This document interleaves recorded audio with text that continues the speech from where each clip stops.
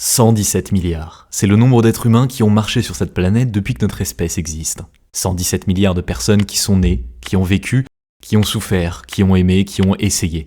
Et parmi toutes ces personnes, la grande majorité n'a pas survécu à son enfance. Aujourd'hui, on va classer les 4 pires moments de l'histoire pour naître en tant qu'humain. Les moments où l'espèce humaine a regardé l'extinction dans les yeux, elle n'a pas cligné. Vous existez parce que vos ancêtres n'ont pas cligné. Alors, regardons ce à quoi ils ont survécu. Numéro 4, le maximum glaciaire. Vous naissez sur le sol, dans une grotte, entouré de gens qui font de leur mieux. Ce qui veut dire pas grand-chose, parce que personne ne sait vraiment ce qu'il fait. Votre mère souffre depuis des heures, il n'y a pas de médecin, il y a une femme plus âgée qui a déjà vu ça, et un feu qui vacille. Si quelque chose se passe mal, ni l'une ni l'autre ne s'en sort. Personne ne pourra rien faire, personne n'appellera personne. Vous survivez, bien joué, vraiment. Nous sommes au maximum glaciaire. Il y a 20 000 ans, et ce monde, le vôtre maintenant, est quelque chose que vous ne reconnaîtriez pas. Des calottes de glace de 3 km d'épaisseur écrasent l'Europe du Nord, le Canada, la Scandinavie. Les températures sont en moyenne 6 degrés plus froides qu'aujourd'hui, et jusqu'à 15 degrés dans les régions les plus au nord. Pas la nuit, tout le temps. C'est juste le climat normal, celui dans lequel vous allez devoir vivre, trouver à manger, élever des enfants et essayer de ne pas mourir, idéalement dans cet ordre. Toute la population humaine de la planète tient dans une seule ville moderne. 2 à 3 millions de personnes, en tout sur Terre, moins que Paris. Et ces quelques millions sont dispersés sur des milliers de kilomètres de toundra glacée, de steppes balayées par le vent, de forêts sombres où des choses vous mangent. Votre monde, à vous, c'est 30 personnes autour d'un feu. 30. Mais attention, ne les sous-estimez pas. Ces 13 personnes ne sont pas votre univers entier. Vous connaissez d'autres groupes, vous les rencontrez saisonnièrement, quand les troupeaux de rennes convergent vers les mêmes vallées, quand les rivières gèlent aux mêmes endroits, et là, quelque chose d'extraordinaire se passe. Vous échangez des partenaires. Pas au hasard, selon des règles complexes, transmises de génération en génération, qui interdisent de se reproduire à l'intérieur du groupe. Votre futur compagnon ou compagne vient d'ailleurs, toujours. Il y a 20 000 ans, au beau milieu de l'âge de glace, des êtres humains avaient déjà compris la génétique, sans jamais avoir entendu ce mot. Ils avaient construit un réseau social qui s'étendait sur des centaines de kilomètres de toundra gelée. Un réseau social sans téléphone, sans internet, sans rien. Juste la mémoire, les rituels et l'intelligence humaine. C'est votre famille, votre médecin, votre armée, votre système de sécurité sociale, votre groupe WhatsApp, tout. Si 5 d'entre eux meurent cet hiver, vous êtes en danger. Si 10 meurent, vous n'existez plus. Pas de secours, pas de village voisin à 1 heure de marche, juste vous, le froid et le silence. Le matin commence par le feu, toujours. Avant de manger, avant de parler, avant quoi que ce soit, quelqu'un vérifie que le feu est toujours là. Parce que le feu, ce n'est pas le confort, c'est la frontière entre vous et la mort. Sans lui, les lions des cavernes s'approchent, les ours des cavernes, 700 kilos de mauvaise humeur préhistorique, s'approchent, le froid s'approche. Vous avez beau être Homo sapiens, l'espèce la plus intelligente qui ait jamais marché sur cette planète, sans feu par une nuit à moins 30 degrés, vous ne voyez pas le lever du soleil. Et voici ce que personne ne vous dit sur la chasse aux mammouths. Les hommes partent chasser, avec des lances. Des lances taillées à la main, pointues, efficaces et absolument ridicules face à un mammouth de 6 tonnes. Mais c'est tout ce que vous avez. Alors, vous chassez quand même. En groupe, en coordination, parfois pendant des jours. Un mammouth tué, c'est plusieurs semaines de nourriture pour tout le groupe. Mais la chasse n'est pas la partie la plus dangereuse de votre journée. Pendant ce temps au campement, les autres travaillent les peaux. Des heures, ça pue, c'est épuisant. Mais ces peaux deviendront vos vêtements. Plusieurs couches, soigneusement cousues avec des aiguilles en os d'oiseau, et vos vêtements, c'est littéralement votre peau. Une déchirure dans votre manteau par une nuit à moins 30 degrés, ce n'est pas un inconvénient. C'est une urgence vitale. Vous mangez de la viande, beaucoup de viande, presque que de la viande. Les ressources végétales existent, quelques tubercules, quelques noix, des racines si vous avez la chance d'en trouver sous la neige, mais ne vous imaginez pas en train de cueillir des baies dans un pré ensoleillé. Ce pré est sous 2 mètres de neige et il fait moins 25 degrés. Maintenant, la médecine. Il n'y en a pas. Il y a un chaman, quelqu'un qui connaît certaines plantes, certains rituels, qui a survécu assez longtemps pour avoir l'air de savoir ce qu'il fait. Vous avez une appendicite ? C'est fatal. Une dent infectée ? Pareil. Vous accouchez dans de mauvaises conditions ? Les chances sont contre vous. Vous faites une chute à la chasse et vous vous cassez le fémur, votre chaman fera de son mieux. Pendant 6 semaines, vous êtes inutile. Dans un monde où survivre dépend de bouger, c'est un problème. Les enfants. Parlons des enfants. 27% des bébés ne survivaient pas à leur première année. Et près de la moitié de tous les enfants n'atteignaient pas l'âge de 15 ans. La moitié. C'est la statistique. Ce n'est pas une tragédie dans ce monde, c'est juste mardi. Et voici la partie vraiment cruelle. Si vous survivez à l'enfance, si vous franchissez ce premier filtre brutal, votre corps peut tenir jusqu'à 60, 70 ans. L'être humain est biologiquement conçu pour durer. Le problème, c'est que le maximum glaciaire s'en fiche complètement. Vous bougez tout le temps. Vous suivez les troupeaux, vous fuyez les zones épuisées. Vous n'avez pas de maison, vous avez un territoire. Vous ne construisez pas, vous ne stockez pas, vous survivez. Jour après jour, saison après saison, dans un monde qui n'a pas été conçu pour vous. Et pourtant, vous êtes là. Vos ancêtres ont survécu à tout ça. Ce qui veut dire que vous, assis confortablement en train de regarder cette vidéo au chaud, vous êtes le résultat de milliers de nuits comme celle-là. Milliers de feux maintenus en vie, milliers de chasses réussies de justesse. C'est beau, non? C'est le numéro 4, le moins pire. Ça commence bien. Numéro 3, l'aube de l'agriculture. On va parler de la pire idée que l'humanité ait jamais eue. Nous sommes aux alentours de 10 000 avant notre ère. La dernière période glaciaire se termine. Le climat se réchauffe, les plantes poussent partout. Et quelque part au Moyen-Orient, dans ce qu'on appellera plus tard le croissant fertile, des humains font une découverte qui va changer l'espèce pour toujours. Ils s'arrêtent de marcher. Et cette décision, cette toute petite décision de s'arrêter, va rendre leur vie objectivement pire. Immédiatement, de manière mesurable, et vous n'allez pas le croire. Pendant des centaines de milliers d'années, vos ancêtres ont bougé. Ils suivaient les troupeaux, ramassaient ce que la nature offrait, dormaient sous les étoiles ou dans les abris temporaires. C'était dur, c'était dangereux, mais vous travailliez 3 à 5 heures par jour pour vous nourrir. Le reste du temps, vous vous reposiez, vous socialisiez, vous mangiez des dizaines d'espèces différentes de plantes et d'animaux. Votre corps était fort, diversifié dans ses apports nutritifs, adapté. Et puis, quelqu'un a regardé une graine tomber dans la terre et a eu une idée. Brillante, catastrophique, les deux à la fois. L'agriculture, c'est l'idée suivante. Plutôt que d'aller chercher la nourriture là où elle est, on la fait pousser là où on veut. On contrôle, on stocke, on sédentarise. Sur le papier, c'est du génie. Dans la réalité, pour les premières générations qui ont vécu cette transition, c'est un désastre sanitaire d'une ampleur que les archéologues n'arrivent toujours pas à raconter sans grimacer. Voici ce qui vous arrive quand vous naissez à l'aube de l'agriculture. Votre alimentation s'effondre. Avant, vous mangiez plus d'une centaine d'espèces de plantes différentes, plus de la viande, plus du poisson, plus des noix. Maintenant, vous mangez principalement du blé. Du blé le matin, du blé le midi, du blé le soir, peut-être un peu d'orge les jours de fête. Votre corps, conçu pour une diversité nutritionnelle extraordinaire, reçoit soudainement une alimentation pauvre en protéines, pauvre en fibres, pauvre en micronutriments et saturée en glucides. Résultat, vos dents pourrissent, vos os s'amincissent, votre croissance ralentit. Les chiffres sont brutaux. Vous mesurez jusqu'à 17 cm de moins que votre arrière-grand-père chasseur-cueilleur, en quelques générations. Juste parce que vous avez arrêté de chasser pour vous mettre à cultiver. Nous n'avons retrouvé notre taille d'origine qu'au XXe siècle. Il a fallu 10 000 ans pour récupérer ce que l'agriculture nous avait pris. Mais attendez, ce n'est pas fini. Parce que votre nouveau village vient d'inventer quelque chose que vos ancêtres n'avaient jamais connu. Vous vivez maintenant dans un village, avec d'autres familles, avec des animaux domestiqués, des vaches, des cochons, des chèvres, qui vivent à quelques mètres de vous. Ce qui semble être un progrès est en réalité une usine à maladies. La grippe vient des oiseaux et des porcs. La variole vient des vaches. La rougeole vient des bovins. Toutes ces maladies qui vont ravager l'humanité pendant des millénaires, elles naissent ici, dans ces premiers villages néolithiques, dans cette promiscuité entre l'homme et l'animal. Et comme vous ne bougez plus, comme vous vivez entassés dans le même espace, ces maladies se propagent instantanément. Avant, une épidémie dans un groupe de 30 personnes, restez là. Maintenant, vous êtes des centaines dans le même village, puis des milliers dans les mêmes villes. La maladie, elle, adore ça. Maintenant, parlons de votre journée de travail. Avant, 3 à 5 heures d'effort par jour. Maintenant, beaucoup plus.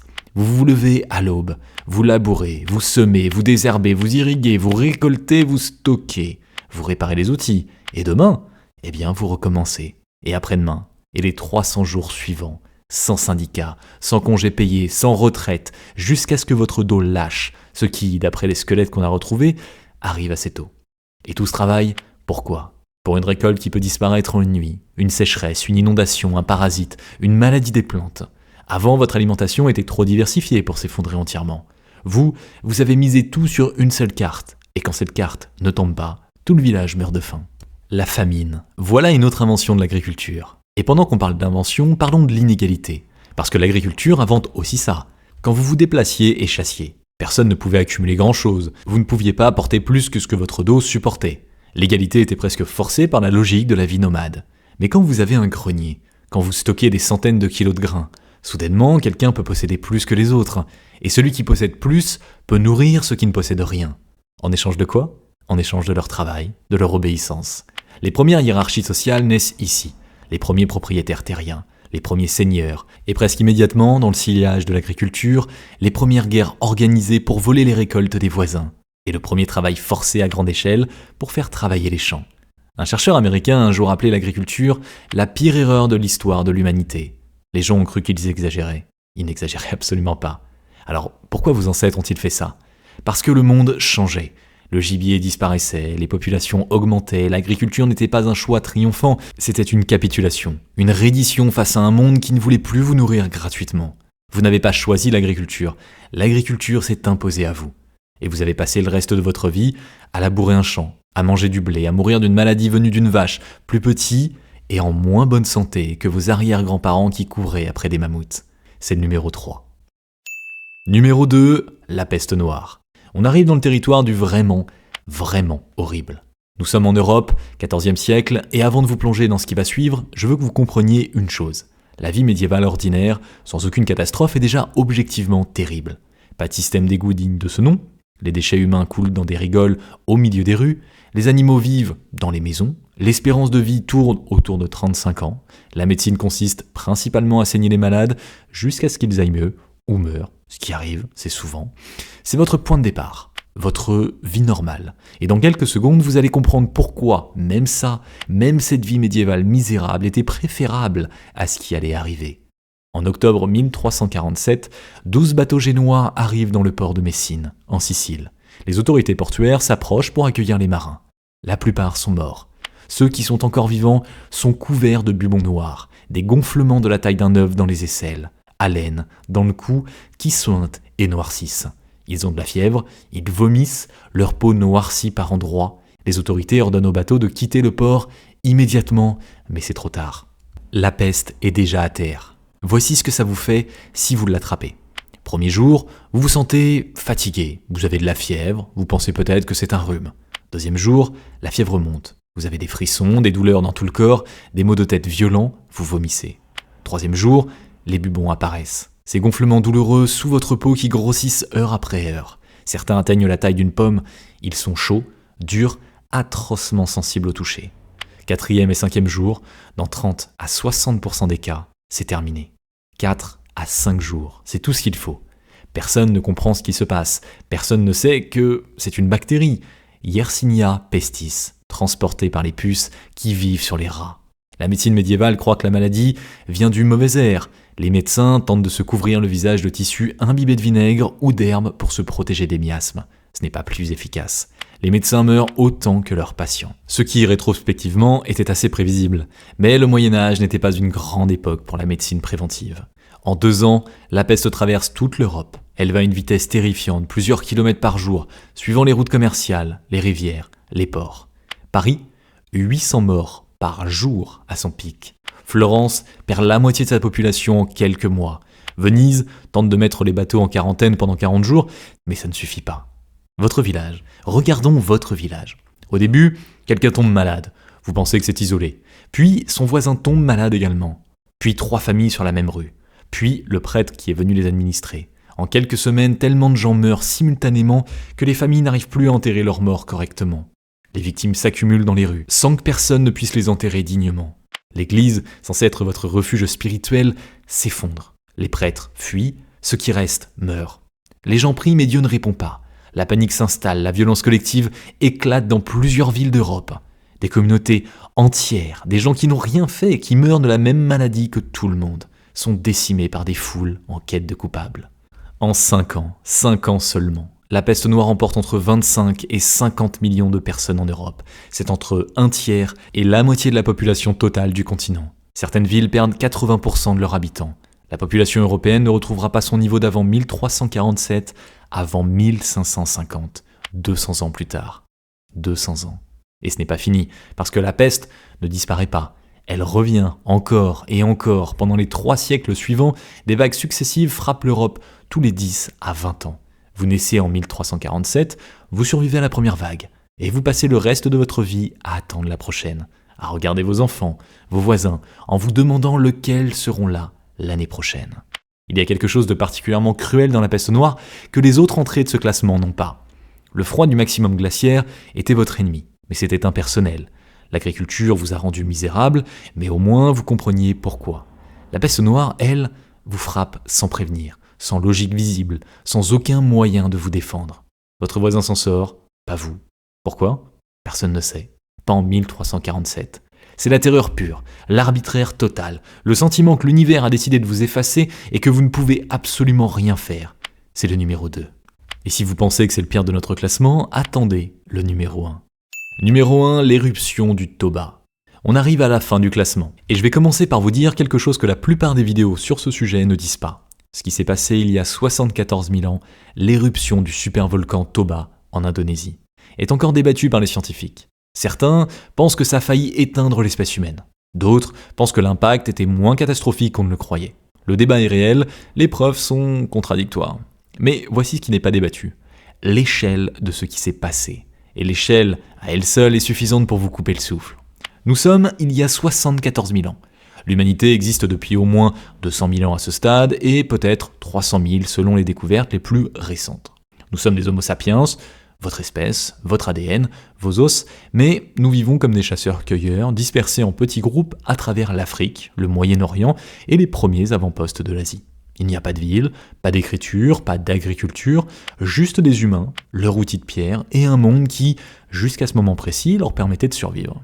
Et puis, Toba se réveille. Le supervolcan Toba se trouve sous ce qui est aujourd'hui l'île de Sumatra, en Indonésie. Ce n'est pas un volcan ordinaire, c'est une caldeira, une structure volcanique si massive que quand elle explose, elle n'explose pas vers le haut comme un volcan classique, elle s'effondre sur elle-même en éjectant tout ce qu'elle contient dans toutes les directions simultanément. L'éruption du Toba est la plus grande éruption volcanique des 2 derniers 2 millions d'années. Prenons un moment avec ça, 2 millions d'années. Pour vous donner une échelle, l'éruption du mont Sainte-Hélène en 1980, celle qui a coûté la vie à 57 personnes, rasé des forêts entières et projeté de la cendre jusqu'au Canada, a éjecté moins d'1 km3 de matière. Toba en a éjecté 2800, plus de 10 000 fois plus puissant. L'éruption de Krakatoa en 1883, qui a été entendue à 5000 km de distance et provoqué un tsunami qui a coûté la vie à 36 000 personnes, représente moins d'0,5% de la puissance de Toba. En quelques heures, Toba propulse des milliers de kilomètres cubes de cendres, de gaz et de particules soufrées dans la stratosphère. Une couche de 5 cm de cendres volcaniques recouvre la totalité du sous-continent indien, soit environ 3 millions de kilomètres carrés, enterrés sous une couverture de cendres. En Indonésie, les dépôts atteignent par endroits 600 mètres d'épaisseur. 600 mètres, la hauteur de 2 tours Eiffel empilées. Mais ce n'est pas la cendre qui vous tue, c'est ce qui vient après. Les particules soufrées, éjectées dans la stratosphère, forment un voile qui entoure toute la planète. Ce voile bloque une partie de la lumière solaire, les températures mondiales chutent de 3 à 5 degrés Celsius en moyenne et jusqu'à 15 degrés aux latitudes les plus élevées. En quelques semaines, la planète entre dans un hiver volcanique qui va durer des années. Maintenant, imaginez que vous êtes là. Vous êtes un humain, il y a 74 000 ans. Vous vivez dans un groupe de 30 personnes, quelque part en Afrique ou en Asie du Sud. Vous ne savez pas ce qu'est un volcan, vous ne savez pas ce qui vient de se passer à des milliers de kilomètres de vous. Vous voyez juste que le ciel change, que quelque chose d'étrange flotte dans l'air, que le soleil est moins chaud, que les nuits deviennent plus froides, que les plantes que vous mangez commencent à mourir. Puis, les animaux que vous chassez commencent à disparaître. Et le ciel ne redevient pas normal. Et voici ce qui est vraiment différent de tout ce qu'on a vu avant ce classement. Avec la peste noire, au moins vous saviez qu'il y avait une maladie. Avec l'agriculture, vous compreniez que vous plantiez des graines. Ici, vous n'avez aucune explication. Le monde a simplement changé et il ne vous a pas prévenu. Des semaines passent, des mois. La température continue de baisser, les plantes ne repoussent pas, les troupeaux d'animaux se font de plus en plus rares. Votre groupe commence à se déplacer vers le sud, vers les zones plus chaudes, vers les endroits où quelque chose pousse encore.